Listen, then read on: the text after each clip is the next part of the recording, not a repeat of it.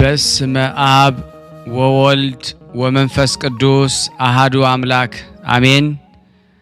በክርስቶስ ክርስቲያን በወልድ ውሉድ በመንፈስ ቅዱስ መንፈሳውያን የተባላችሁ የክርስቶስ ቤተሰቦች የእናታችን የቅድስት ድንግል ማርያም የአስራት በኩራት ልጆች ሁላችሁም በያላችሁበት በወደደን ባፈቀረን በጌታችን በመድኃኒታችን በኢየሱስ ክርስቶስ ፍጹም ሰላምታ ሰላም ልላችሁ እወዳለሁ። ከእድሜያችን ይሄንን ቀን ሰዓት ደቂቃ ባርኮ ቀድሶ እግዚአብሔር ለዚህ ለተቀደሰ ቀን አድርሶናልና ለቅድስት ሥላሴ ክብር ምስጋና ይግባው። አትለይምና እናቱ እናታችን ወላዲተ አምላክ እመብዙኃን ለስም አጠራሯ ክብር ምስጋና ይድረሳት። እንኳን ለቅዱስ አዳምና ለቅድስት ሔዋን እንደዚሁም ለእናታችን ለሰማዕት ቅድስት አርሴማ እንደዚሁም ለማርያም እንተ ዕፍረት እንደዚሁም ለማርያም ግብፃዊት እና በስንክሳር ለተዘክረው ለሚሉ ቅዱሳን ሰማዕታት ደናግል መነኮሳያን መታሰቢያ ክብረ በዓል በሰላም በጤና ደረሰና ተከታታዮች ቤተሰብ ሁላችሁንም በመግቢያው ላይ ፍጹም በሆነው በክርስቶስ ሰላምታ እንዳቀረብኩላችሁ ይሄንን ገድል ድርሳናት ስንክሳር የምትሰሙ በድጋሚ እንዳትረሱ። የቅዱሳን ዝክር ቤተሰቦች ሁላችሁም ይሄንን ቪዲዮ ላይክ በማድረግ እንደዚሁም ደግሞ ሰምታችሁ ለምእመናን ሼር በማድረግ ቃሉን በሁሉም ቦታ ታድርሱ ዘንድ በቅዱሳኑ ስም በእነዚህ በጠራናቸው ቅዱሳን ስም ሁሉ እለምናቸዋለሁ ማለት ነው። ከዚህ በመቀጠል በመጀመሪያው የማነብላችሁ እግዚአብሔር ቢረዳኝ የገድለ አዳምን ነው። ገድለ አዳም አንድ አምላክ በሆነ በአብ በወልድ በመንፈስ ቅዱስ ስም ነበብ። የአባታችን አዳም የእናታችን ሔዋን የገድላቸው ዜና ይህ ነው። ጸሎታቸው በረከታቸው ከሊቃነ ጳጳሳት ጋራ ከምእመናን ከሕዝበ ክርስቲያን ጋር ጸንቶ ለዘላለሙ ይኑር አሜን። ያለ ሐሰትም ድምጾችም ዝም አሉ። የአባታችን የአዳም ቃል በእግዚአብሔር ኃይል ወንድም ከወንድሙ ጋር እንደሚነጋገር ያሬድን እንዲህ ብሎ አነጋገረው። ልጄ ያሬድ ሆይ ከሰይጣን እጅ ላዳንህ ለእግዚአብሔር መሥዋዕትን አሳርግ። ቁርባንን በምታሳርግበት ጊዜ እኔ በማሳረግበት መሠዊያ ላይ ይሁን። በእርሱም ቁርባኑን አሳረገ። ከሰይጣን የተነሳም ልብ የምትልሆን ጥፋቴን ስለሚሻ እሳት የሆነች ነበረች። ምትሃት ብዙ ጊዜ ሙሽራ ተመስሏልና፣ ነገር ግን እግዚአብሔር ከእጁ አዳኝ ሕዝቦቹንም ከእርሱ የተነሳ ያስተውሉ ዘንድ አዘዛቸው። ለእግዚአብሔር ቁርባን ማሳረግን አትተው። ከዚህ በኋላ የአዳም ቃል ዝም አለ። ያሬድና ልጆቹ ከዚህ ሁኔታ የተነሳ አደነቁ። በድኖችን እንደነበሩት አስቀመጡ። ያሬድም ሌሊቱን ሁሉ እስኪነጋ ድረስ ይጸልይ ዘንድ ከልጆቹ ጋር ቆመ። ቁርባንንም ደግሞ አዘጋጀ። አዳም እንዳዘዘው መሠዊያው ላይ ደግሞ አሳረገው። ያሬድ ከእግዚአብሔር ዘንድ ምሕረትን የኃጢአትንም ስርየት ስለጠፋው ቀንዲል ደግሞ ከመሠዊያው ላይ ደግሞ ቆመ። ስለ እግዚአብሔር ያሬድን በመሠዊያው ላይ ታየው። እርሱም ደግሞ ልጆቹንም ባረከ ወይም ደግሞ በረቀ፣ በመሥዋዕታቸው ተቀበለ።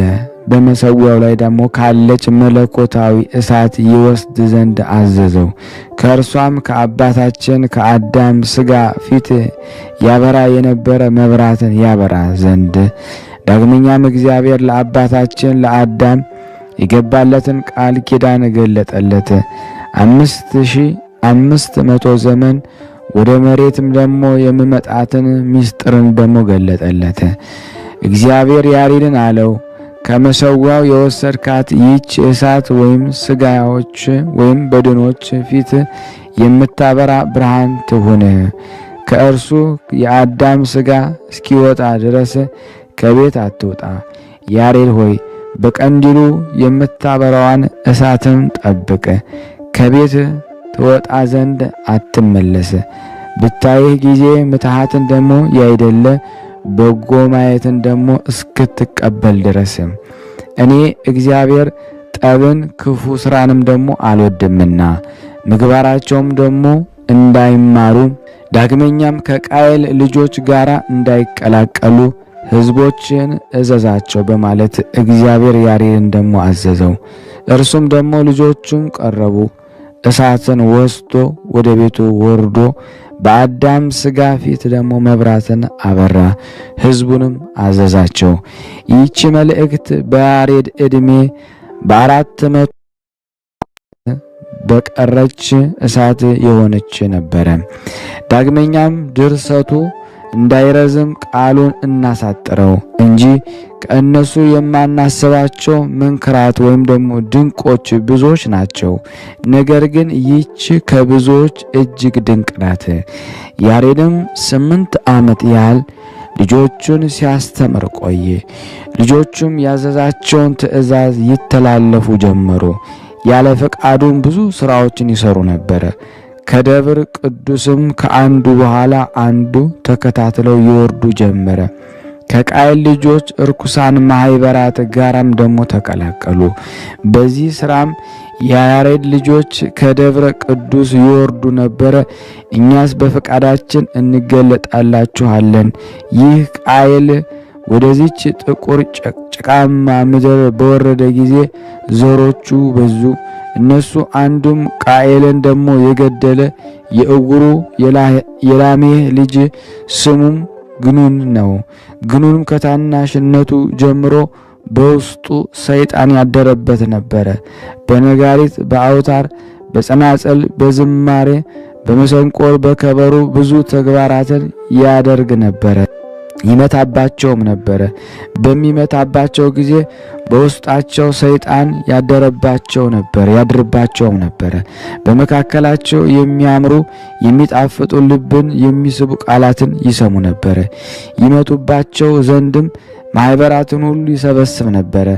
በሚመቱባቸው ጊዜ የቃየል ልጆች ዓይን ፊት መልካም ይሆን ነበረ። እርስ በርሳቸው በኃጢአት ይቃጠሉ ነበረ፣ እንደ እሳትም ይገለባበጡ ነበረ። ሰይጣን እርስ በርሳቸው ልባቸውን ያቃጥላቸው ነበረ። በውስጣቸው ፍትወተ ዝሙት ይበዛባቸው ነበረ። ሰይጣንም የሚያሰክር መጠጥ መጥመቅን መድኃኒትን ማዘጋጀትን ለግኑን አስተማረው። ይህ ግኑም ደግሞ ማህበራቱን ወደ መጠጫዎች ሰበሰበ። በእጃቸውም አትክልቱን ሁሉ አደረሰ፣ ይጠጡባቸው ነበረ። ይህ ግኑን ግን ኃጢአትን ያበዛ ትዕቢትንም ያደርግ ነበረ። የቃየል ልጆች የማያውቋትን ኃጢአት እንዲሰሩ ያስተምራቸውም ደግሞ ነበረ። የማያውቋትንም ስርዓትን ደሞ ሰራላቸው። ሰይጣን ባያቸው ጊዜ ይገዙለት፣ ያላቸውን ሁሉ ደሞ ይሰሙት ነበረ። ግኑም ደሞ ደስ ተሰኘ። እርሱ ብረትን ወሰደ፣ ከእርሱ ዕቃ ወይም ደሞ ጦር መሳሪያ እንዲያዘጋጅ ድረስም የልቦናውን ሐሳብ በዛ። ይህም የሆነው በሰከሩ ጊዜ እርስ በርሳቸው መጣላት፣ መጋደል ይበዛ ስለነበረ ነው። በጓደኛው ላይ ደግሞ የሚበረታም ይማርከው፣ ሴት ልጁንም ደግሞ ወስዶ በፊቱ ኃጢአትን ይሰራባቸው ነበረ። ሰዎቹ እንደ ተሸነፉ በተመለከተ ጊዜ ያልተሸነፉት ሌሎቹንም ደግሞ መጡ። የተሸነፉትንም ወደ ጎን መጥተው ከሰሱ። በመካከላቸው ቆመ፣ ወደ ኃጢአት እንዲያዘነብሉ አደረጋቸው። በውስጧ ኃጢአት በዛ። እያንዳንዱም እህቱን፣ ልጆቹን፣ እናቱን ይወስድ ነበረ። ሌሎችንም ደግሞ የአባታቸውን እህት ልጅ ወሰዱ። አንዱ ከአንዱ ተለይቶ አልቀረም ነበረ። ክፉንም አያውቁም ነበረ። የሴት ወገኖች እንዴት ሰነፉ፣ አበዱ። ከኃጢአታቸው የተነሳም መሬትን አረከሱ። የፈጠራቸውን እግዚአብሔርንም አስቆጡት። ግኑንም ማኅበራቱ ወይም ሰራዊቱን ሰበሰበ። ከበሮም ይመቱ ነበረ። በደብረ ቅዱስ አስቀድመን እንደተናገርነው ሁሉ ያደርጉ ነበረ። ይህን ያደረገው በደብረ ቅዱስ የሚኖሩ የሴት ልጆች ይሰሙ ዘንድ ነውና። የሴት ልጆች ይህን በሰሙ ጊዜ ያደንቁ ነበረ። ማኅበራቱ ወይም ሰራዊቱ ወደ እነርሱ ይመጡ ወይም ደግሞ እነርሱ ይመለከቱ ዘንድ በተራራው ራስ ይቆም ነበረ። ለ1 ዓመት እንዲህ አደረጉ። ዓመቱ በተፈጸመ ጊዜ ሰይጣን እነርሱ ትንሽ እንደሆኑ ተመለከተ። በግኑም አደረበት። በመከፋፈል ተለያዩ። ስራዬን ያደርግ ዘንድ አስተማረው። የቃየል ልጆች ይህን ሁሉ ያደርጉ ነበረ። በደም ግባት በልብስ ያንጸባርቁ ነበረ። በከበሮ በነጋሪትም ወደ ተራራው ራስ ይሰበሰቡ ነበረ። ያማሩ ልብሶችን ደግሞ በመልበስ ፈረሶች በመጋለብ ብዙ መጥፎ ተግባራትን ያደርጉ ነበረ። በተራራው ላይ ደግሞ የነበሩ የሴት ልጆች ደግሞ ስለወደቁት ሰራዊት እግዚአብሔር ያመሰግኑ ይጸልዩ ነበር። እግዚአብሔር መላእክት ወይም ልጆቼ አላቸው። ታላቅ ደስታንም ተደሰተባቸው። ከዚህ በኋላ ትእዛዙን አልጠበቁም። አባቶችም ደግሞ የተከተሉትን የእግዚአብሔርን ቃል ኪዳን ደግሞ አልያዙም። ከጾማቸው ከጸሎታቸው ከአባታቸው ከያሬድ ምክርም ተለዩ እንጂ። የቃየልን ልጆች የለበሱትን ልብስ ያደረጉትን ጌጣጌጥም ያዩ ዘንድ ከጠዋት እስከ ማታ ድረስ በተራራው ራስ ይሰበሰቡ ነበረ።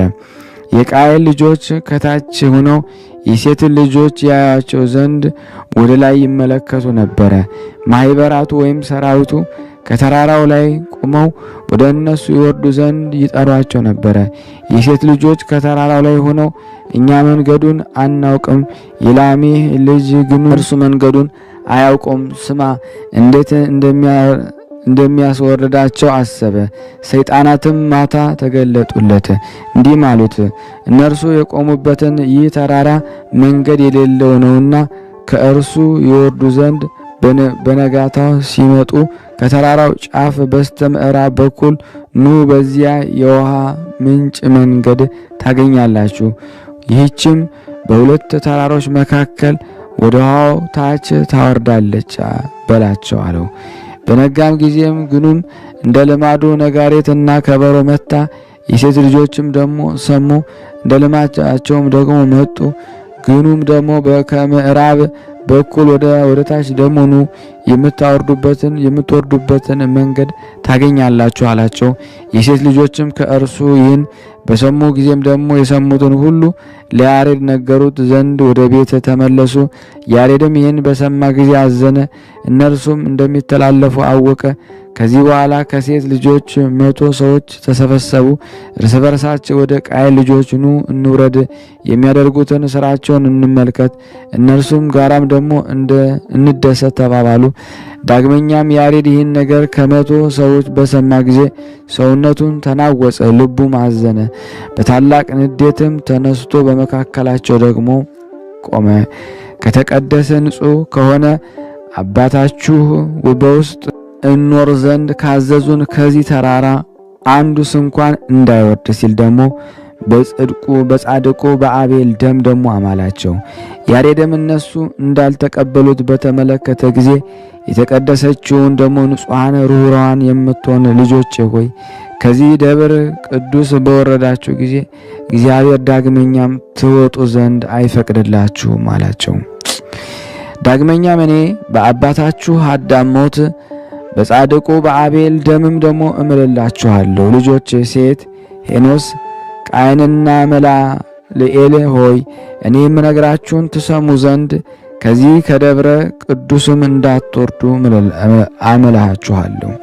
እናንተ ከዚህ በወረዳችሁ ጊዜ ሕይወት ወይም ይቅርታ ከእናንተ ይወገዳል። የዲያብሎስ ልጆች እንጂ የእግዚአብሔር ልጆች አትባሉም አላቸው። እነሱ ግን ነገሩን ደግሞ አልሰሙም። በዚህ ዘመን የሸመገለ ሄኖክ ነበረ። ለእግዚአብሔር በመቅናትም ደግሞ ተነሳ። እኔ ከእናንተ ነኝ፣ እኔም ስሙኝ፣ የአባቶቻችን ትእዛዝ በተላለፋችሁ ከዚህ ከደብረ ቅዱስም በወረዳችሁ ጊዜ ከባድ ነው። ዳግመኛም እስከ ዓለም ፍጻሜ ድረስ ፈጽሞ የምትወጡ አይደላችሁም አላቸው። እነሱም በሄኖክ ላይ ደግሞ ተነሱበት፣ ነገሩንም አልሰሙትም፣ ከደብረ ቅዱስ ወረዱ እንጂ። የቃየል ልጆች ደግሞ ያማሩ ሆነው እጃቸውም ደግሞ እግራቸውም የጌጣጌጥ አምሮ በተመለከቱ ጊዜ የኃጢአት እሳት በልባቸው ነደደ። በሴት ልጆች ዘንድ ታላቅ ደም ግባት እንዳላቸው አደረጋቸው። የሴት ልጆችም ሰይጣን በሴቶች ዘንድ ፈጽመው ያማሩ እንዲሆኑ አደረጋቸው። የቃየል ልጆች ደግሞ በሴት ልጆች ፊት እንደ ነጣቂ አራዊት ይዘሉ ነበረ። የሴት ልጆች በቃየል ልጆች ዘንድ እንዲሁ ነበሩ፣ ከእነሱ ጋራም ረከሱ። በርኩሰት ከወደቁ በኋላ በወረዱባት መንገድ ተመለሱ። ወደ ተራራው ይመለሱ ዘንድ ወደዱ፣ ነገር ግን አልተቻላቸውም። የደብረ ቅዱስ ድንጋዮች በፊታቸው እንደምትንቦገቦግ እሳት ሆነባቸው። ስለሆነም ዳግመኛ ፈጽሞ መውጣት አልተቻላቸውም። ዳግመኛም እግዚአብሔር በእነርሱ ላይ ደግሞ ተቆጣ። በእነሱም ከምስጋና ሕይወት ስለወረዱ ተጸጸተ። ከእነሱ ወገን ንጽሕናቸውን እንዴት ተዉ? በኃጢአት ርኩሰትስ እንዴት ወደቁ? እግዚአብሔር ቃሉን እንዲህ ሲል ወደ ያሬድ ላከ። ለእኔ ልጆች ብለህ የሠራሃቸውን እኒህ ልጆች እነሆ ትእዛዜን ተላለፉ፣ ወደ ጥፋት ወደ ኃጢአት ምድርም ወረዱ። ወደዚህ ወርደው እንዳይጠፉ ወደ ቀሩት ዙሩ፣ ተመለሱ አለው። ያሬድም በእግዚአብሔር ፊት አለቀሰ፣ ከእርሱም ምሕረትን ይቅርታን ፈለገ። ያሬድም ሥጋው ከነፍሱ ትለይ ዘንድ ይፈልግ ነበረ። ከደብረ ቅዱስ ስለ ልጆቹ መውረድም የእግዚአብሔር ቃል አይሰማም ነበረ። ያሬድ የእግዚአብሔር ትእዛዝን ሰማ፣ እንዳይወርዱም ወደ እነርሱ ተመለሰ። ነገሩን እየሰሙትም ምክሩን አይቀበሉትም ነበረ። ከዚህ በኋላ ለሌሎች ማኅበራት ተሰበሰቡ፣ ወንድሞቻቸውን ይፈልጉ ዘንድ ወረዱ። አብረው ደግሞ በአንድነት ጠፋ። ከእነሱ አንዱ ስንኳ ሳይቀር በአንድነት ካሉት ከታናናሾቹ በቀር አንዱም ከሌላውም ጋር እንዲህ ሆነ። ያሬድም ከደረሰበት ሐዘን የተነሳ ታመመ። ዕለተ ሞቱ እስኪደርስም እንዲሁ በሕመሙ ነበረ። የበኩር ልጁ ኖህንም ደግሞ ጠራው። ከእርሱ ዘንድ በደረሰ ጊዜ ጸለየላቸው፣ ባረካቸው። አላቸውም እናንተ የጻድቃን ንጹሐን ልጆች ከዚህ ከደብረ ቅዱስ አትውረዱ። የወለዳችኋቸው ልጆቻችሁ ከዚህ ደብረ ቅዱስ ወርደዋልና ሰውነታቸውንም የምታጸይፍ ፍጽበታቸውም ደግሞ ዝሙታቸውም የእግዚአብሔር ትእዛዝ ከመተላለፋቸው የተነሳ ከደብረ ቅዱስ እንደ እንግዶች መጻተኛ ያደረጉ። እኔም በእግዚአብሔር ኃይል በደብረ ቅዱስ እንደማይተዋቸው አውቃለሁ። ልጆቻችሁ ትእዛዝ የቀደሙ አባቶችን ትእዛዝ ተላልፈዋልን። የአዳም ሔዋን ልመናቸው በረከታቸው ከኔና ከናንተ ከሁላችን ከሕዝበ ክርስቲያን ጋር ጸንቶ በእውነት ለዘላለሙ ይኑር አሜን። ያለ ሐሰት ያቀረብነውን ጸሎት ልመናችን እግዚአብሔር ይቀበለን። ለሀገራችን ሰላሙን፣ ፍቅሩን፣ አንድነቱን ይልክልን ዘንድ የእሱ በጎ ፍቃድ እንዲሆን በአንድነት አባታችን እንላለን። አባታችን ሆይ በሰማያት የምትኖር ስምህ ይቀደስ፣ መንግስትህ ትምጣ፣ ፈቃድህ በሰማይ እንደሆነች እንዲሁም በምድር ትሁን። የዕለት እንጀራችንን ስጠን ዛሬ፣ በደላችን ይቅር በለን እኛም የበደልነውን ይቅር እንደምንል።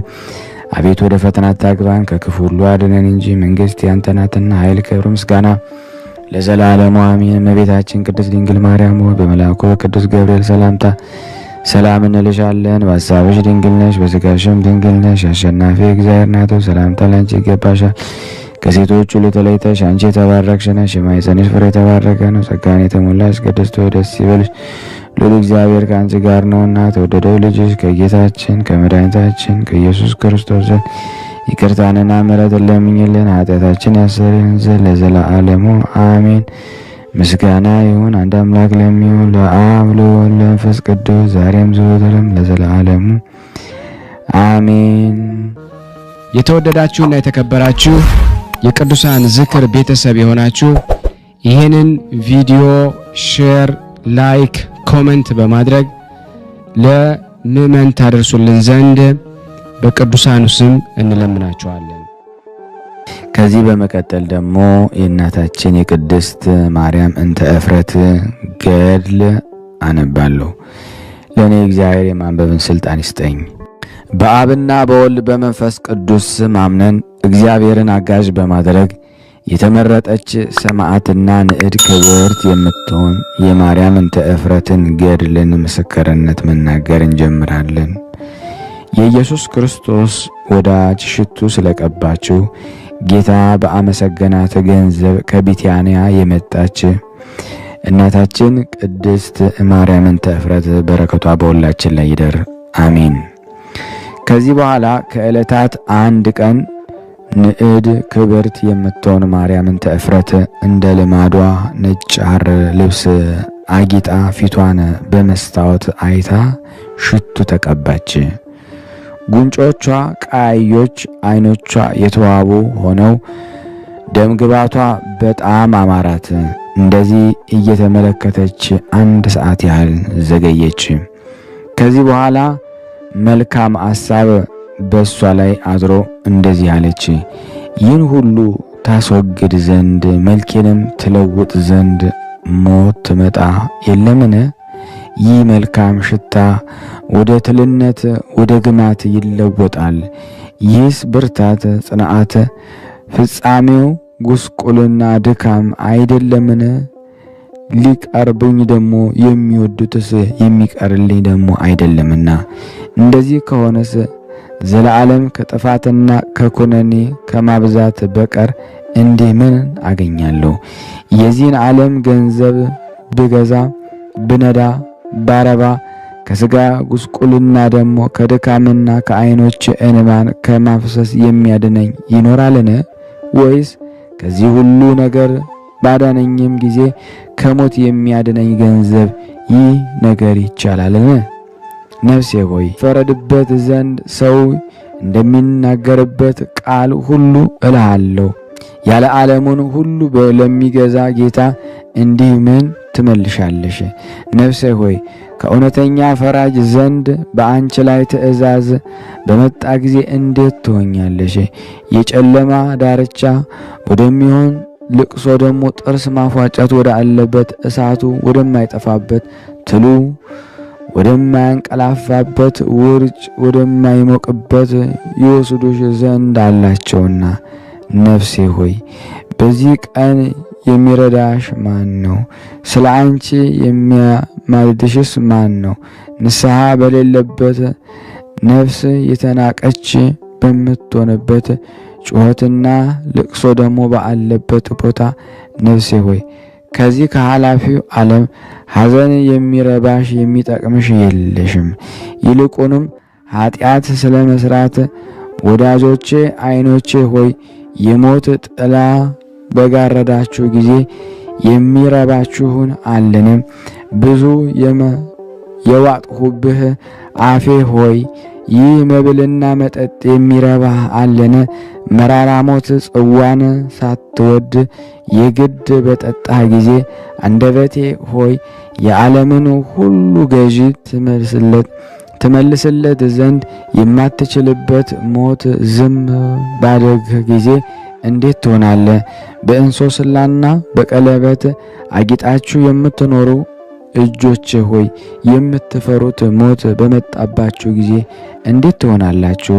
ነጭ ሐርና ኅብር ልዩ ልዩ የሆነ ልብስን በመልበስ ደስ የምትሰኙ ሥራዬ ሆይ በክብር ባለቤት በእግዚአብሔር ክፉ ሥራህን ደግሞ ይመክሩ ዘንድ በፊት በሚቆም ትልፊት አእላፍ ረቂቃን በሆኑ መላእክት ፊት ራቁትህን በቆምክ ጊዜ እንዴት ትሆናለህ?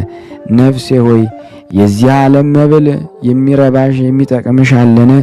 በዚህ የትሎች ምግብ ትሆኝ የሚረባሽ የሚጠቅምሽ አለን? ሁሉ ጊዜ ወደ ዝሙት የምትሮጡ እግሮች ሆይ ሞት በአሰራችሁ ጊዜ እንዴት ትሆናላችሁ? ልታመልጡ ትወዳላችሁን? አይቻላችሁም። ነፍሴ ሆይ በዚህ ዓለም የተደሰትሽው ምን ይጠቅምሻል?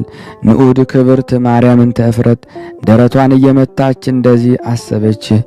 መድኃኒት ታገኝ ዘንድ ያመለከታትን አታውቅም ነበርና በሰው ልብ ያለውን መርምሮ የሚያውቅ እግዚአብሔር ግን የጴጥሮስን ለቅሶ አውቆ ንስሐውን እንደተቀበለ ወደ ክብሩም እንደመለሰው የቀራጩንም ጩኸት ከእርሱ እንዳላጠፋ እንደዚሁ ሁሉ ደግሞ ብጽዕት ማርያም እንተ እፍረት በንጹሕ ልብ በመልካም አሳብ ወደ እሱ በተመለሰች ጊዜ እንባዋንም ደግሞ አልናቀም። እሷ ግን ደግሞ እንዲህ አለች፣ አሰበች፣ ቸር መምህር እሱ ደግሞ እንደተቀበላቸው እንደ ሌሎች ሰዎች የሚቀበለኝ ነገርን ይኖርን? እነግረው ዘንድስ 1 ሰዓት ያህል ይታገሰኝ ይሆን? ንጉሡ ክፋቴን ሁሉ እነግረው ዘንድ ወደ እሱ የሚያቀርበኝ ይኖር ይሆንን? ጉስቁልናዬን በደሌን አስታውሰው ዘንድ ይቀበለኝ ይሆንን? እንዴት ቃልንስ የሚመልስልኝ አንዳች ነገር ይኖርን? እያለች አሰበች። ነፍሴ ሆይ ምሕረትስ ቅርብ ናት፣ ባለመድኃኒትም የራቀ አይደለም።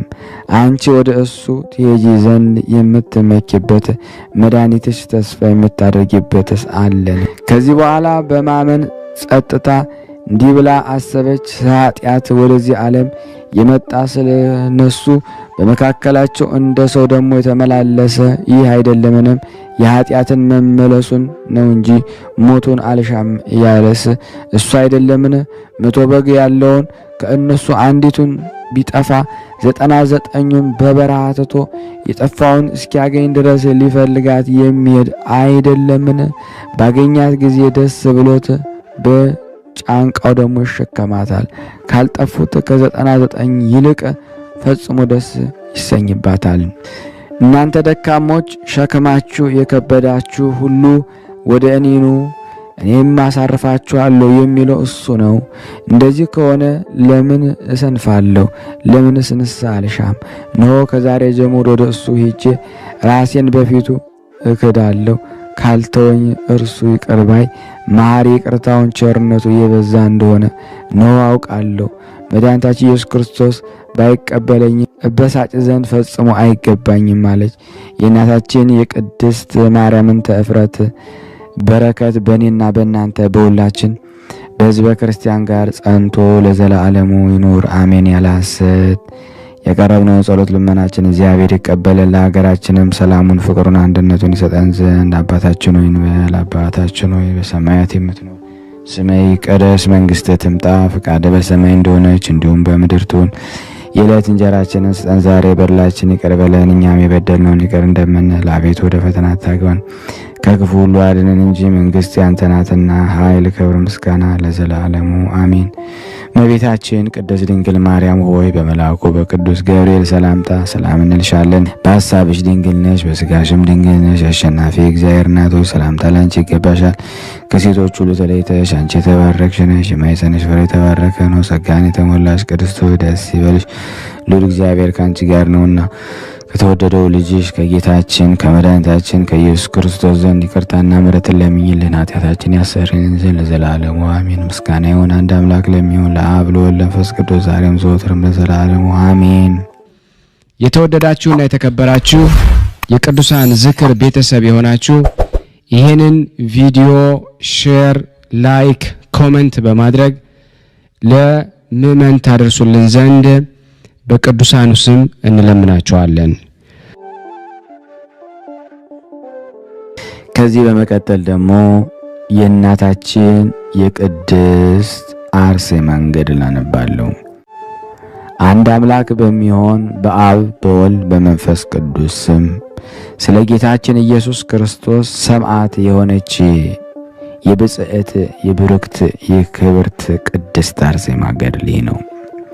በላያቸው ያለውን የጌታችን የኢየሱስ ክርስቶስ የኃይል ብርታት እያዩ በሚያረጅ ሥጋቸው ነዋሪ በሆነ ነፍሳቸው የትዕግስትን ብርታት ያሳዩ ዘንድ የወንጀለኞች ስህተቶችንና መከራቸውን እየናቁ የዚህ ዓለም መከራቸውን እያቃለሉ እግዚአብሔር ለወላጆች ያዘጋጀውን የማያረጀውንና የማያጠፋውን ደግሞ መልካሙን የዘላለም የኑሮ ብዛት ጣዕምንም ያገኙ ዘንድ በብዙ ገድልና ትዕግስት በጌታችን ኢየሱስ ክርስቶስ ከእርሷ ጋር ሰማዕት የሆኑ 27 ሰማዕታት ገድልና ሰማዕትነት ይህ ነው። ስለዚህ እግዚአብሔር ከነዚህ 27 ሰማዕታት በረከት ይስጠን፣ አሜን። ከብጽዕት ብርክት ቅድስት አርሴማ የረድኤት ኃይል ያድነን፣ አሜን። የቅድስት አርሴማ ጸሎትና በረከት ከኔና ከናንተ ከሁላችን ከሕዝበ ክርስቲያን ላይ ጸንቶ በእውነት ለዘላለሙ ይኖር፣ አሜን። ከዚህ ብጽዕት ቅድስት አርሴማ የልደቷን መነሻ እንናገራለን። በዚያን ዘመን ክቡራን ከሆኑ ከናቷ ሌዋውያን ከኃያላን ነገሥታት ወገን የሆነ ስሙ ቴዎድሮስ የሚባል አንድ ሰው ነበረ። ከቤተ ክርስቲያን ሹመት ክህነትንም ደግሞ ሃይማኖታቸው የቀና ከሆኑ ከጳጳሳት አለቆች ወገን ስሟ አትኖሲያና የምትባል ክብር የሆነች ሴትን አገባ። እነርሱም እግዚአብሔርን የሚፈሩ ጻድቃን ነበሩ። በጾምና በጸሎት በልመናና በስግደት በትጋት የጸኑ ነበሩ። ሁል ጊዜ በትዕግስትና በንጽህና ይጋደሉ ነበረ። በጸሎት በቁርባንና በማዕጠንትም ጊዜ ወደ ቤተ ክርስቲያን ይገሰግሱ ነበረ። ነገር ግን ልጅ መውለድን ተሳናቸው፣ እስከ እርጅናም ድረስ መሃን ሆኑ። ስለዚህ ብርክት አትኖሲያና ታዝን ታለቅስ ነበረ፣ መውለድ ተስኗታልና። ከብዙ ሐዘን ጊዜ ኢየሱስ ክርስቶስ ሆይ መልካም ፍሬ ወንድ ልጅ ወይም ሴት ልጅን ስጠኝ እንጂ ፍሬ የሌለው ከንቱ እሆን ዘንድ አታደርገኝ። አንተ ከወደድከኝ ሁሉ ይቻልሃል፣ የሚሳነህም የለምና እያለች ዘወትር ወደ እግዚአብሔር ትጸልይ ነበር። ከዚህም በሰማይና በምድር የሚኖሩ ፍሬ ስጠኝ፣ በምድርም የሚኖር ፍሬ የፈቀድህልኝ ከሌለ በሰማይ የሚኖር ፍሬ ስጠኝ። በሁለት ሥራ አትቅጣኝ ጌታ አምላኬ መድኃኒቴን፣ ነፍሴን ይቅር በላት። ከአለኝታዬም አታሳፍረኝ። የሚያስደስትን አደርግ ዘንድ ለዘላለም የሚኖር ፍሬን ደግሞ ስጠኝ። ጌታዬና አምላኬ ሆይ የተናቀችና የተቸገረች ያዘነች የተገዘች እኔን ባሪያን ቸል አትበል።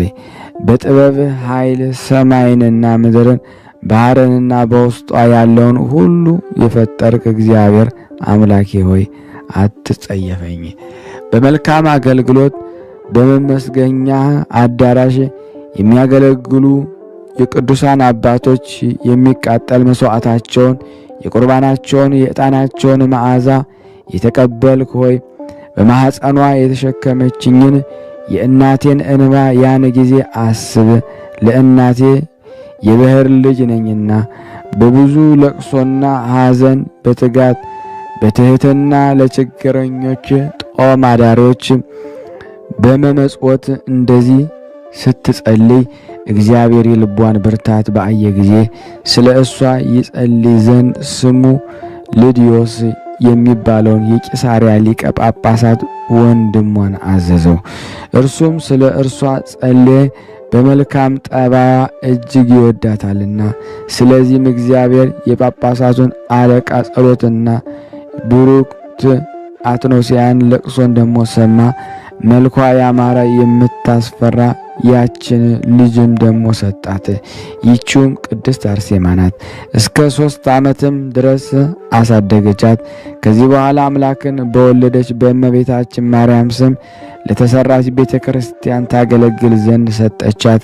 ከ12 ዓመት በኋላ አባትና እናቷ ከካህናት ወገን የሆነ መልካም ጎልማሳና ያጋባ ዘንድ ደሞ ወደዱ። ይህች ቅድስት አርሴማ ግን ይህን አልወደደችም ነበረ። ነገር ግን እንደ ሕጋቸው ሰርግ አድርገው በእርሷ ሰርግ ታላቅ ደስታን ተደሰቱ። የብጽዕት ቅድስት አርሴማ የፊቷ ውበት እጹብ ድንቅ ነውና በዚያን ዘመን በዚያ አገር ውስጥ ከፊቷም ሆነ ከኋላዋ በመልክና በውበት የሚመስላት ደሞ የለም። ይህንን ዓለም በመናቅ ክርስቶስን ከተከተሉት ቅዱሳት ደናግል አንስት እመቤቴና የእውነት ፀሐይ ከሆነች ከእመቤታችን ማርያም በቀር 15 ዓመት ከሆናት በኋላ ከሃዲውን ንጉሥ ዲዮቅልጥያኖስን ሰይጣን አነሳሳው። ከከሃዲው ንጉሥ ዲዮቅልጥያኖስ ሚስት ያገባ ዘንድ በመልኳ ውብ የሆነች ሴትን ልጅን ደግሞ ፈለገ። መልኳ ውብ የሆነች አንድ ሴት ልጅን ይመርጡለት ዘንድ በሀገሩ ሁሉ እንዲሄዱ በሰሌዳም ደግሞ መልኳንና ቅርጿን ሁሉ ስለው ይገልጡለት ዘንድ ሰዓሊዎችን ደግሞ አዘዘ። እነዚህም ሰዓሊዎች ወደ ሮሜ አገር በደረሱ ጊዜ አንድ የደናግል ገዳም አገኙ። በዚያም ያችን ድንግል ቅድስት አርሴማን አገኟት። ይቺ ቅድስት አርሴማም ደም ግባቷ ያማረ መልኳ የሚያስደንቅ ነበረ። በዚህም በደናግሉ ገዳም ውስጥ ደግሞ መልክ እንደ እሷ ያለ ቆንጆ የለምና በመልካም የሚመስላትም ደግሞ የለም። በዚያም ሰዓሊዎች ስዕሏን ስለው ለንጉሥ ዲዮቅልጥያኖስ ላኩ። ንጉሥም ስዕሏን ባየ ጊዜ ፈጽሞ ተደሰተ። ስለ ሰርጉ ወደ እርሱ ደግሞ እንዲመጡ ሕዝቡን ይጠሩ ዘንድ ደግሞ ነገሥታቱን መኳንንቱን ሁሉ ላከ። ደናግሉም ይህን ነገር ባወቁ ጊዜ አለቀሱ። ተነስተው እንዲረዳቸውና በድንግልና እንዲጠብቃቸው እግዚአብሔርን እየለመኑ ከዚህ ገዳም ደግሞ ወጡ። ወደ ንጉሥ ድርጣደስ የግዛት አገር ወደ አርመንያም ደረሱ። በምድረ በዳ ዋሻዎች ተቀመጡ።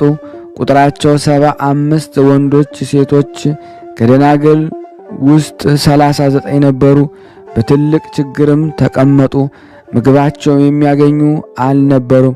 ከእነሱም አንዲቷ መብራት ትሰራ ነበረ። ከዚች ሴት ስራም ደግሞ ይመገቡ ነበረ። ንጉሥ ዲዮቅልጥያኖስም ቅድስት አርሴማን በፈለጋት ጊዜ አላገኛትም። ነገር ግን በምድር አርመንያ እንዳለች ስለ እርሷ ሰማ። ቅድስት አርሴማን ይዞ እንዲልክለት ወደ አርመንያ ንጉሥ ድርጣድስ መልእክት ላከ። እንግዲህ ደግሞ አለው ጠብቅልኝ፣ ወደ እኔም ላካት። የቅድስት አርሴማንም ሥራ ለንጉሥ ድርጣደስ አስረዱት። በዚያን ዘመን ንጉሥ ድርጣደስ ለጣዖት የሚሰግድ ፀሐይን፣ ጨረቃን የሚያመልክ ነበረ።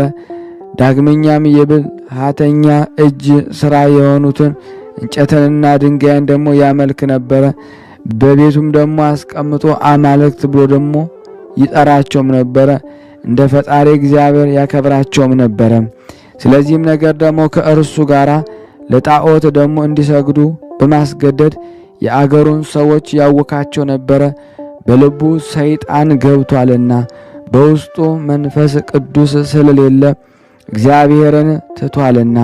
ይህ ንጉሥ ድርጣድስም በሶርያ አገር ከደማስቆ ጀምሮ እስከ ቂሳሪያ ወንዝና አፍርጦስ ድርሻ ደግሞ የተሾመው ስሙ ጤልሜዎስ የሚባል ገዥ ነበረ።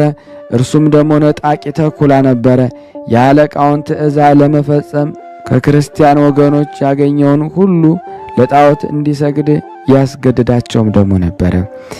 እንዲህም የክርስቲያን ወገኖች እርኩሳን ጣዖታቱ ያሳደዳቸው ዘንድ ይይዛቸው ጀመረ። ብዙዎቹንም በማሳደድ ያሰታቸው ነበረ። ስለ ክርስቶስ ፍቅርም ከክርስቲያኖች ለጣዖት ይሰግዱ ዘንድ እምቢ ያሉ ነበረ። እነዚህም ይመሰገኑባቸው ዘንድ ወደ ንጉሥ ድርጣደስ እስከሚወስዳቸው ድረስ በእስር ቤት ያስሯቸው ዘንድ፣ በዚህ በኋላ ደግሞ በእስር ቤት የታሰሩትን አወጣቸው። ሌሎችንም በቂሳሪያ የያዛቸው እጅግ ደግሞ በሰንሰለት አስሮ በአለንጋና በብረት ይገርፋቸው ደግሞ ጀመረ። ቅድስት አርሴማ ግን በአዳራሿ ሰገነት ትጸልይ ነበረች። መጽሐፍቷንም እንደ ልማዷ ታነብ ነበረ። የምታነበውም ቃል ለመበተን ብዙ አይደለም፣ አንብባ ደግሞ በአገሩ ቋንቋ ለመተርጎም ነበረ እንጂ ለመስማት በሚቻል መጠን በአስተዋይ ልቦና ትገነዘበው ነበረ። ሐዋርያው ሕግን ሁሉ የሚሰራ በአንዲቷ ቢስት በኑሮው ውስጥ ወንጀለኛና በደለኛ ይሆናል እንዳለው ይቺ ቅድስት አርሴማ የመጽሐፍትን ሕጎች በጥንቃቄ ትጠብቃቸው ነበረ። ያን ጊዜ ብጽዕት አርሴማ እነዚህን ሰማዕት ሲገርፏቸው በአየቻቸው ጊዜ ስለ እነሱ ጠየቀች። ስለ ክርስቶስም እንደሚገረፍ ነገሯት። ያን ጊዜ እንባዋን ከዓይኖቿ በፊቷ ላይ አፈሰሰች። ስለ እነሱ ሰማዕታት ትጸልይ ዘንድ በልቧ ጭንቀት ወደ ሰማይ አንጋጠጠች።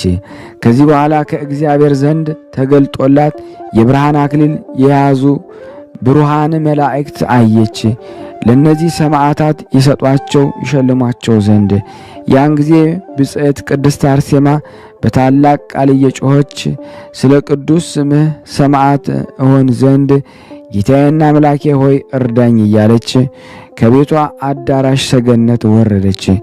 በዚያም በኋላ ልብሷን ለብሳ ወደ እነርሱ ሄደች። ብጽዕት ቅድስት አርሴማ በቀረበች ጊዜ ገዡ ጤልሜዎስ አያት።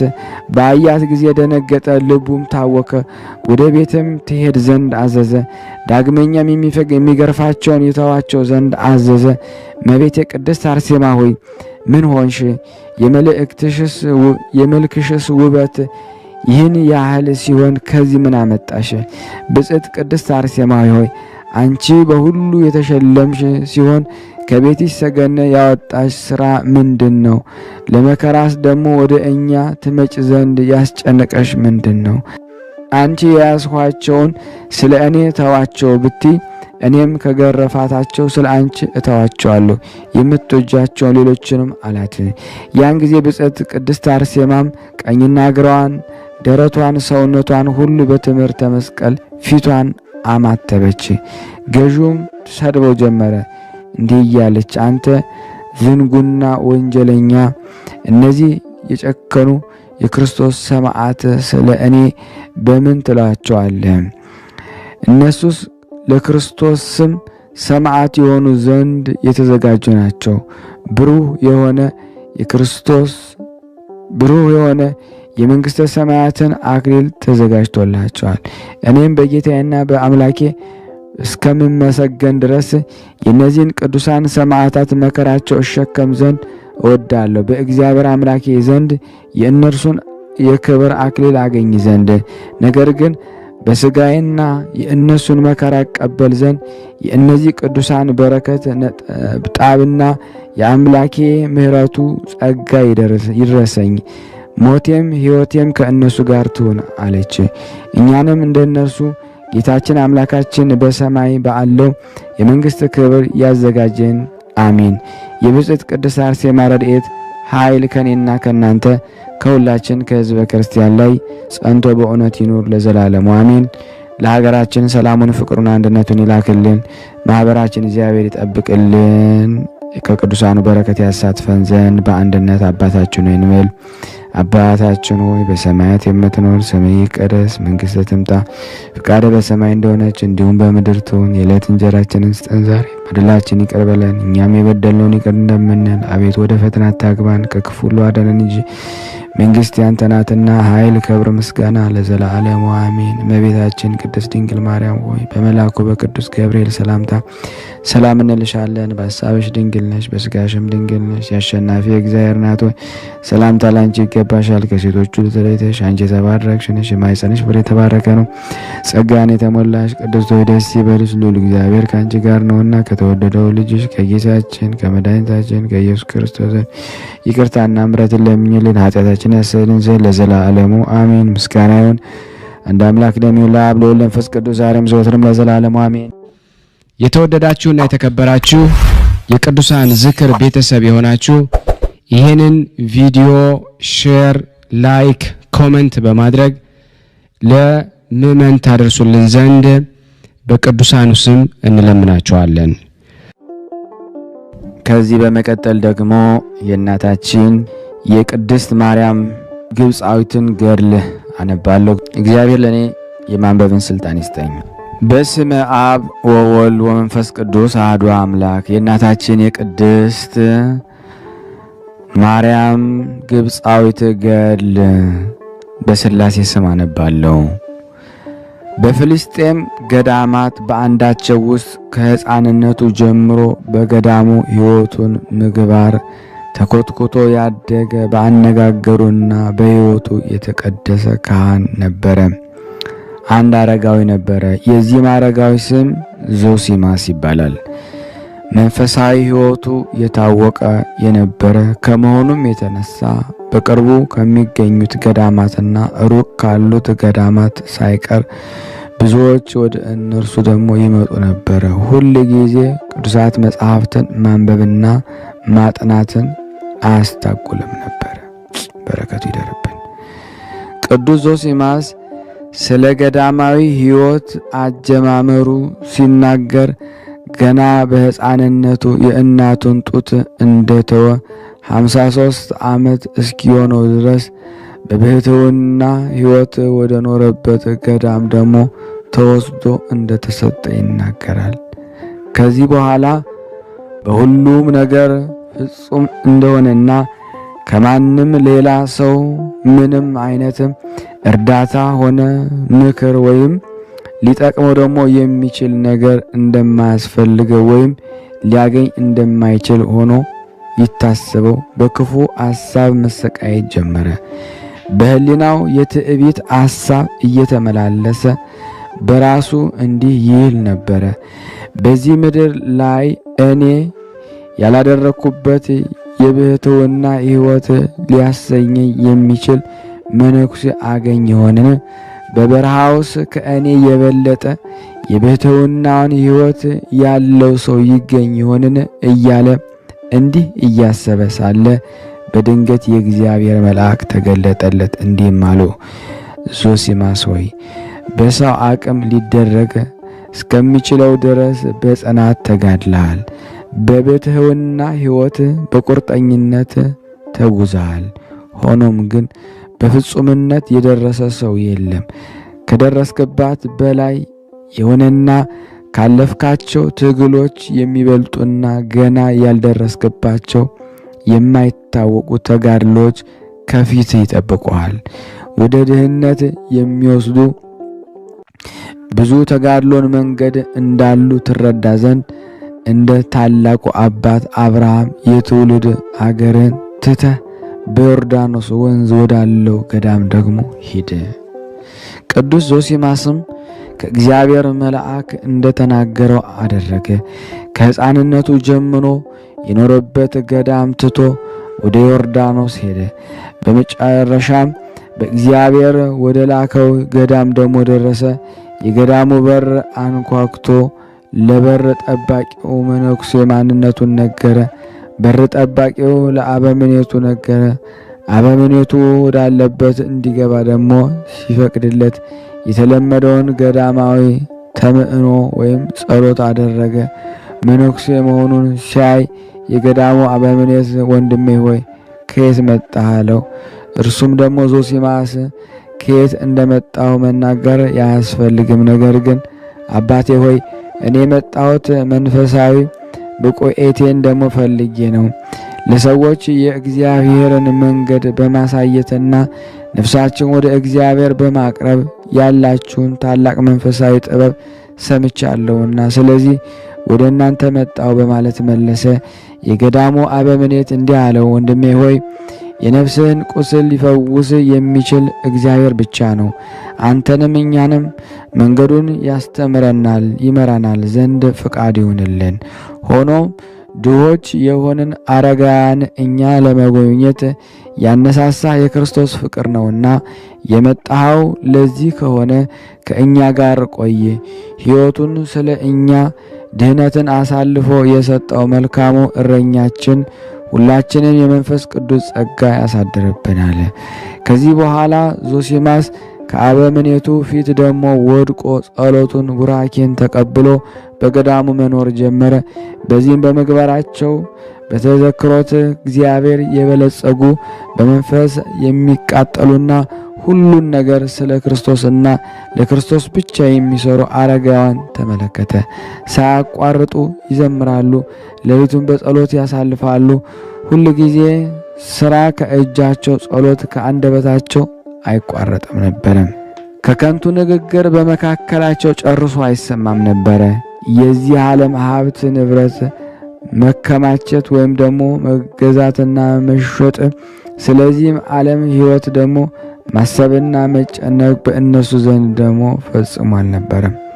ቅዱስ ዞሲማስም ይህን በማየቱ በጣም ተበረታታ። ተጋድሎም ደግሞ ራሱን ደግሞ አዘጋጀ። የገዳሙ በሮች ደግሞ ሁል ጊዜ ዝግ ነበሩ። የሚከፍቱትም የሚዘጉትም ደግሞ ለገዳሙ አገልጋዮች ጉዳይ ከገዳሙ ውጭ ሲላኩ ነበረ። ገዳሙ በዓለም ሰዎች የሚጎበኝ ብቻ ሳይሆን ከነመኖሩም ያልታወቀ በረሃ ነበርና እግዚአብሔር ዞሲማስን ወደዚህ ገዳም እንዲሄድ ያደረገበት ምክንያት የሆነው የዚህ ገዳም ሕግ ስርዓት ነበረ። በታላቅ ጾመ ኢየሱስ መጀመሪያ ላይ ባለው እሁድ ካህኑ ቅዳሴ ቀድሶ ሁሉም መነኮሳት የክርስቶስን ቅዱስ ሥጋውን ክቡር ደሙን ይቀበላሉ። ከቅዳሴው በኋላ ወደ ቤተ መርፋቅ ሄደው ትንሽ ማዕድ ደግሞ ይሳተፋሉ። በዚህ ሁሉም በቤተ ክርስቲያን ውስጥ ይሰበሰቡና በአስተብርኮና ደግሞ በሰይድ ሆነው በዛህቅ ልብ ደግሞ ከጸለዩ በኋላ እርስ በርሳቸው በመንፈሳዊ አሳሳም ይሳሳሙና ይቅርታ ይጠያየቃሉ። ከዚህም እያንዳንዱ አበምኔቱን እጅ እየነሳና ከፊቱ ስላለው ተጋድሎ እንዲያስብ እየጠየቀ ጸሎትና ቡራኬውን ይቀበላሉ። ከዚህ በኋላ የገዳሙ በሮች ወለል ብለው ይከፈታሉ። መነኮሳትም እግዚአብሔር ብርሃኔና መድኃኒቴ ነው፣ የሚያስፈራኝ ማን ነው? እግዚአብሔር የሕይወቴ መታመኛ ነው፣ የሚያስደነግጠኝ ማን ነው? የሚለውን የዳዊት መዝሙርን እስከ መጨረሻው እየዘመሩ ሁሉም ወደ በረሃው ደግሞ በመሄድ የዮርዳኖስን ወንዝ ይሻገራሉ። በገዳሙ ያለው ቤተ ክርስቲያን አገልግሎት እንዳይታጎል ለማድረግ 1 ወይም 2 መነኮሳት ብቻ በገዳሙ ይቀራሉ። በስንቅ በኩል እያንዳንዱ እንደ ሰውነቱ ፍላጎትና እንደ ብቃቱ የሚያስፈልገውን ወይም ደግሞ የሚቻለውን ያህል ደግሞ ይወስዳል። ሌላው ደግሞ የተቀቀለ ስንዴን ወይም ቴምርን ይወስዳል። እያንዳንዱም ደግሞ በማቅ የተሸፈነ ሰውነታቸውን በቀር ምንም ነገር አይይዙም። ለቁመተ ሥጋ የሆነ ነገር መመገብ ግድ ሲሆንባቸው በበረሃው የሚቀበሉትን እጽዋት ደግሞ ይቀምሱ ነበርና ዮርዳኖስን ከተሻገሩ በኋላ በተለያየ አቅጣጫ ይበታተናሉ። የሕይወታቸውን ሥርዓት እንዲህ ነበረ። ሌላው የጾምን ጊዜ እንዴት እንዳሳለፈና እንዴት እንደ ጾመ እርስ በርሳቸው አለመነጋገር በእርስ አለመነጋገርና አለማወቅ ነውና አንዱ ሌላውን ቢያየው ርቆ ወደ ሌላ ቦታ ይሄዳል። መላውን ጾም እንዲሁ ብቻቸውን በመሆን በጾምና በጸሎት ከፈጣሪያቸው ጋር በመነጋገር ከቆዩ በኋላ የሆሳዕና ዕለት ወደ ገዳማቸው ይመለሳሉ። ማንም ሌላውን መዋዕለ ጾሙን በበረሃ ውስጥ እንዴት እንዳሳለፈ አይጠይቅም። እያንዳንዱ መነኩሴ የጾሙን ጊዜ እንዴት እንዳሳለፈ ምስክሩ የራሱ ሕሊና እግዚአብሔር ብቻ ነበረ። ቅዱስ ዞሲማስ እንደ ሌሎች መነኮሳት ሁሉ አደረገ። ወደ በረሃ ውስጥ ርቆ ሄደ። ምናልባት በዚያ ብቻውን የሚኖር ገዳማዊ አባት ባገኘ በሚል ውስጣዊ ተስፋ ወደ በረሃው ውስጥ ደግሞ ዘልቆ ገባ። ወደ አንድ የታወቀ ቦታ ለመድረስ እንደሚቻኮል ሰው ሳይቋረጥና ሳይደክም ተጓዘ። ለ20 ቀናት ያህል ደግሞ በተከታታይ ወደ በረሃው ውስጥ ደግሞ ከተጓዘ በኋላ የ6 ሰዓት ጸሎትን ቆሞ ሲያደርስ ሳለ ከቆመበት ኮረብታ ቦታ ደግሞ በስተቀኝ በኩል ሰው የመሰለ ረዥም ግራጫ ጸጉር አይነት ነገር ደግሞ ተመለከተ። ቅዠት ወይም መንፈስ ወይም የሰይጣን ምትሃት ነው እያላሰበ በመስቀል ምልክት ባማተበበት ፍርሃት ከሩቅ በኋላ ራቁቱን የሆነ የሰውነቱን ቆዳ ደግሞ ተመለከተ። ያ ፀሐይ ሐሩር የጠቆረው የሰው አካል መሆኑን ደግሞ ተረዳ። በበረሃው የሚኖሩ ቅዱሳን ባህታዊ በማግኘቱ ደግሞ በልቡ በጣም ደስ አለው። እነርሱም ለማግኘት ደግሞ ወደዚያ ሰው ሲሮጥ ያ አካል ግን ደግሞ ከእርሱ ይሸሽ ነበረ። እነርሱም በኋላው ደግሞ እየተከተለ በመሮጥ ሊያደርስበት ደግሞ እንደሚችል ርቀት ላይ ደግሞ በደረሰ ጊዜ የእግዚአብሔር አገልጋይ ሆይ ከእኔ ለምን ተሸሻለህ? እባክህ ስለ እርሱ ስትል በዚህ በረሃ ስለምትኖርለት ስለ እግዚአብሔር ብለህ ቆየኝ። እንደ እኔ ካለ ኃጢአት ሽማግሌ ሰው ለምን ትሸሻለህ ብሎ ጮኸ። ይህን ባለ ጊዜ ያ ሰው በበረሃው አለቶች ውስጥ ደግሞ ካለ ጉድጓድ ነገር እንደገባ ሆኖ አየ። ዞሲማስም ተንበርክኮ እንደ ሕፃን አለቀሰ። አባት ዞሲማስ ሆይ ስለ ኢየሱስ ክርስቶስ ስትል ይቅር በለኝ። እኔ ሴት ስለሆንኩኝና እንደምታየኝ ራቆቴን በመሆኔ ወደ አንተ ልመጣ አልችልም። በእርሱ ሰውነቴን ሸፍኜ እንድመጣና በረከትህ እንድቀበል እባክህ አጽፈህን ወርውርልኝ አለችው። እርሱም በስሙ ስለ ጠራችው ረአድ ያዘው። ሆኖም የመንፈስ ቅዱስ ጸጋ ያደረባት ካልሆነች በቀር ስለ እርሱ ምንም የምታውቅ ነገር ሳይኖር በስሙ ልትጠራው እንደማትችል አስተዋለ። ወዲያውን አጽፉን ወረወረላት። ያን ከለበሰች በኋላ ወደ ዞሲማስ ዙራ እንዲህ አለችው፣ አባት ዞሲማስ ሆይ ኃጢአት ሴት የመሆን እኔን ለማየት ለምን ትፈልጋለህ? ከመንፈሳዊ ተጋድሎ ወደ ኋላ የማትል አንተ ከእኔ ምን ለመስማትና ለመማር ትፈልጋለህ?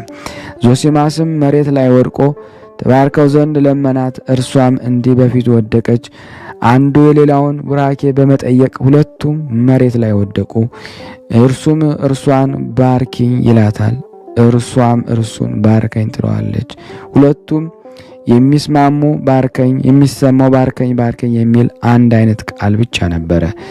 እንዲያ እየተባባሉ ብዙ ከቆዩ በኋላ እርሷ ዞሲማስን አባት ዞሲማስ ሆይ አንተ ካህን ስለሆንክ ብዙ ጊዜ ቅዱስ ቁርባን ስታሳርግ የኖርክ ስለሆንክ መባረክ የሚገባህ አንተን አለችው።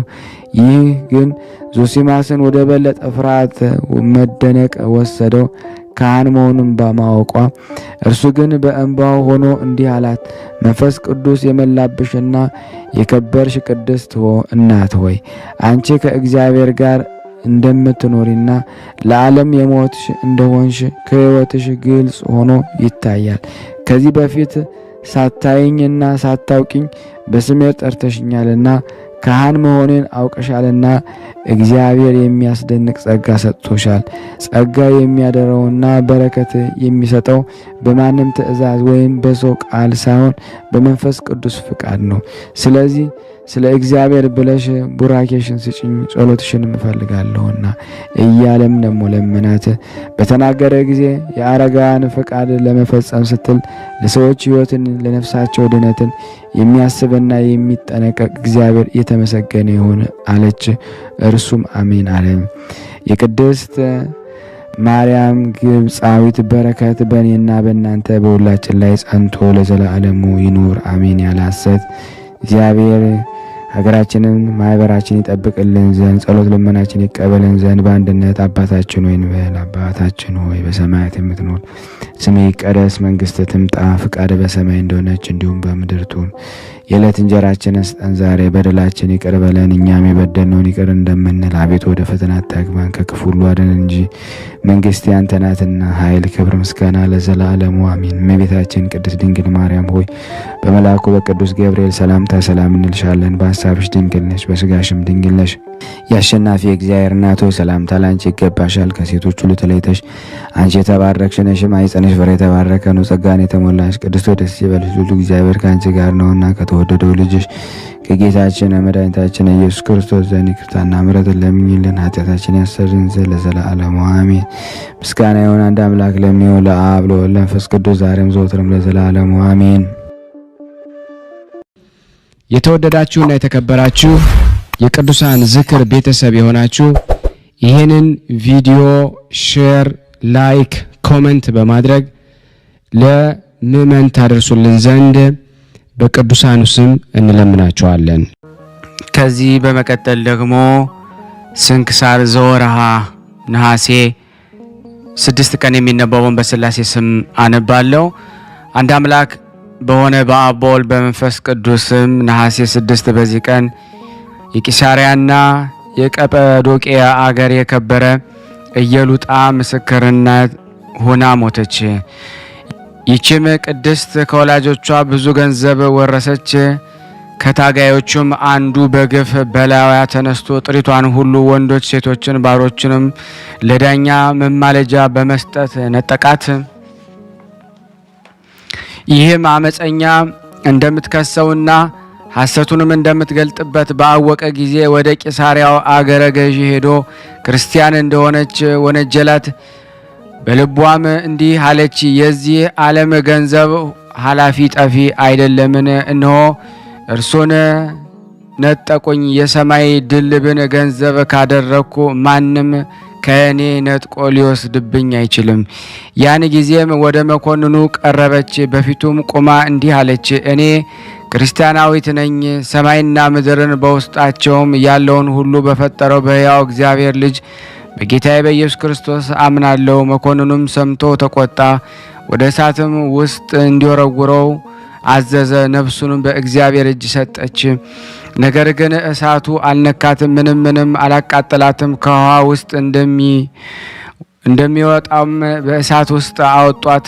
ስለ ገንዘቧና ስለ ጥሪቷንም የማያልፍ የሰማይ መንግስትን ወረሰች። ቅዱስ ባሲሊዮስም ብዙ ወድሷታል። ለእግዚአብሔር ምስጋና ይሁን፣ እኛንም በጸሎቷ ይማረን ለዘላለሙ አሜን። በዚህ ቀን የአባ ሲኖዳ ረድ ቅዱስ አባ ዊጻ አረፈ። እርሱም ከእግዚአብሔር ብዙ ሚስጥራትን የሰማና የአባ ሲኖድን ገድል እንዳየና እንደሰማ የጻፈ ነው። መልካም አካሄዱንም እንዴት እንደፈጸመ ከእርሱም ከአባ ሲኖዳ ሰማ። እግዚአብሔርን አገልግሎ በሰላም አረፈ። እግዚአብሔር ጸሎቱን ይማረ ለዘላለሙ አሜን። በዚች ቀን ጌታችን 7 አጋንንትን ከእርሷ ያወጣላት የከበረች መግደላዊት ማርያም አረፈች። ከዚህ በኋላ የክብር ባለቤት ጌታችን ኢየሱስ ክርስቶስ ተከትላ አገለገለችው። በመከራውም ጊዜ ከባልንጀሮቿ ጋር አለች። እስከ ቀበሩትም ድረስ አልተለየችም። በእሁድ ሰንበት ገና ጨለማ ሳለ በማለዳ ማርያም ወደ መቃብሩ ገስግሳ ሄደች። ድንጋዩንም ከመቃብሩ አፍ ተገልባብጦ መልአክም በላዩ ተቀምጦ አየችው። እርሷም ጋራ ጓደኞቿ ማርያም አለች። መልአኩም እናንተ ሳትፍሩ ጌታ ኢየሱስን እንድትሹ ታውቃለሁና፣ ግን ከዚህ የለም እነሳለሁ እንዳለ ተነስቷል አላቸው። ለእርሷም ዳግመኛም ተገልጾላት ሂደሽ ለወንድሞቼ እና ወደ አባቴ ወደ አባታችሁ ወደ አምላኬ ወደ አምላካችሁ እንደማረግ ነግሬያችኋለሁ አላት። ወደ ሐዋርያትም መጥታ የመድኃኒታችንን መነሳቱን እንዳየችውና ንገሪ እንዳላትም አበሰረቻቸው። ከእርገቱም በኋላ ሐዋርያትን እያገለገለቻቸው ኖረች። በ50ኛው ቀን መንፈስ ቅዱስ በወረደ ጊዜ በወንዶችና በሴቶች አገልጋዮች ላይ ቅዱስ መንፈሴን አሳድራለሁ አለ ብሎ ኢዮኤል ትንቢት እንደተናገረ ያን አጽናኝ መንፈስ ቅዱስ ከሐዋርያት ጋር ተቀበለችው። ከዚህ በኋላ ከሐዋርያት ጋር ወንጌልን ሰበከች። ብዙዎችን ሴቶችን የክብር ባለቤት ወደ ሆነ ወደ ጌታችን ኢየሱስ ክርስቶስ ሃይማኖት መልሳ አስገባቻቸው። ሴቶችንም ስለ ማስተማር ሐዋርያት ዲያቆናዊት አድርገው ሾሟት። ከአይሁድም በመገረፍ በመቆሰል ብዙ መከራ እንደረሰባት ተጋድሏንም ፈጽማ በሰላም በፍቅር አረፈች። ለእግዚአብሔር ምስጋና ይሁን። እኛንም የክርስቲያን ወገኖች ሁሉ በጸሎቷ ይማረን ለዘላለሙ አሜን። የቀረብነውን ጸሎት ልመናችንን እግዚአብሔር ይቀበል እንደ ቸርነቱ ነው እንጂ እንደኛ ኃጢአት ብዛት አይሁን። የቅዱሳኑ በረከት በሁላችን ላይ ያድር ዘንድ ጾሙን ጾመ ድነት ያደርግልን ዘንድ ሀገራችንን በእውነት ሰላሙን፣ ፍቅሩን፣ አንድነቱን እግዚአብሔር ይመልስልን። የአምላክ በጎ ፍቃድ ይሆንልን ዘንድ እንደ ቸርነቱ ነው እንጂ እንደኛ ኃጢአት ብዛት እንዳይሆን ሁላችንም በያለንበት ይጠብቀን ዘንድ ለታመሙት ፈውስ፣ ለታሰሩት መፈታትን ይልክልን ዘንድ በአንድነቱ ነን። አባታችን ሆይ ብለን ቅዱስ የሆነውን ስሙን እንጥራ። አባታችን ሆይ በሰማያት የምትኖር ስምህ ይቀደስ፣ መንግስትህ ትምጣ፣ ፈቃድህ በሰማይ እንደሆነች እንዲሁም በምድር ትሁን። የዕለት እንጀራችንን ስጠን ዛሬ፣ በደላችን ይቅር በለን እኛም የበደልነውን ይቅር እንደምንል። አቤቱ ወደ ፈተና አታግባን ከክፉ ሁሉ አድነን እንጂ መንግስት ያንተ ናትና ኃይል፣ ክብር፣ ምስጋና ለዘላለሙ አሜን። እመቤታችን ቅድስት ድንግል ማርያም ሆይ በመልአኩ በቅዱስ ገብርኤል ሰላምታ ሰላም እንልሻለን። በሀሳብሽ ድንግል ነሽ፣ በስጋሽም ድንግል ነሽ። አሸናፊ እግዚአብሔር እናት ሆይ ሰላምታ ላንቺ ይገባሻል። ከሴቶች ሁሉ ተለይተሽ አንቺ የተባረክሽ ነሽ፣ የማኅፀንሽ ፍሬ የተባረከ ነው። ጸጋን የተሞላሽ ቅድስት ሆይ ደስ ይበልሽ፣ ልዑል እግዚአብሔር ከአንቺ ጋር ነውና ከተወደደው ልጅሽ ከጌታችን ከመድኃኒታችን ከኢየሱስ ክርስቶስ ዘንድ ይቅርታና ምሕረትን ለምኝልን ኃጢአታችንን ያስተሰርይልን ዘንድ ለዘላለሙ አሜን። ምስጋና ይሁን አንድ አምላክ ለሚሆን ለአብ ለወልድ ለመንፈስ ቅዱስ ዛሬም ዘወትርም ለዘላለሙ አሜን አሜን። የአምላካችን ስም የተመሰገነ ይሁን። ውድና የተወደዳችሁ የክርስቶስ ቤተሰቦች የእናታችን የቅድስት ድንግል ማርያም የአስራት በኩራት የቅዱሳን ዝክር ተከታታዮች ይህንን ምስል የምትከታተሉ በእውነት ሼር ላይክ በማድረግ የቅዱሳኑን በረከት ለሁሉም ታሳትፉ ዘንድ በቅዱሳኑ ስም ጠይቃችኋለሁ። እንደዚሁ መመስከር የምትፈልጉትን ምስክርነት በዋትስአፕ ቁጥሬ እየላካችሁልኝ ምስክርነታችሁን ከዚህ ቀደም እንደማደርገው እልካለሁ ማለት ነው። አነሳስቶ ያስጀመረን አስጀምሮ ላስፈጸመን ለልዑል እግዚአብሔር ክብር ምስጋና ይድረሰው እና በረከት መቅመስ ይችላል። ለዛ ነው የእግዚአብሔር ቤት የተባለው። ሁሉም ጌታ አግኝቶበት የሚሄድበት ቤት ነው። ቤተ እግዚአብሔር ይባላል። በረከት ቅመሱ፣ እረፍ በሉ ነው። እጅግ አድርጌ ማሳሰብ መወደው ይሄን ነው። ስለ ቅዱስ ገብርኤል ብላችሁ እንደምትልኩ በጣም ተስፋ አደርጋለሁ። በኢትዮጵያ ንግድ ባንክ ቀጥታ መላክ ለምትፈልጉ እዚህ ጋር ባለው ቁጥር ላኩ። እንደዚሁም ደግሞ አሜሪካና ወደ ካናዳ አካባቢ ያላችሁ በዜል ቁጥር መላክ ለምትፈልጉ እንደዚሁም የዜል ቁጥራችን እዚህ ጋር አስቀምጠናል። ካሻፕም ለምትፈልጉ የካሻፕ ቁጥር እዚህ ጋር እንደምትፈልጉት አለ። እንደዚሁም በፔይፓል መላክ ለምትፈልጉ በሁሉም መልኩ አለላችሁ።